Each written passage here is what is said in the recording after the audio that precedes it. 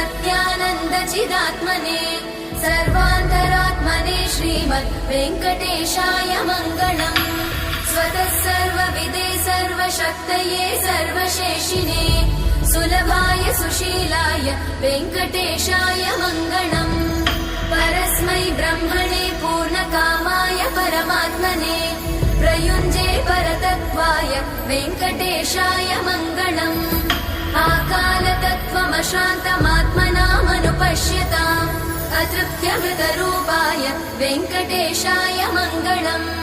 प्रायस्वचरणौ पुंसां शरण्यत्वेन पाणिना कृपया दिशते श्रीमद् वेङ्कटेशाय मङ्गलम्।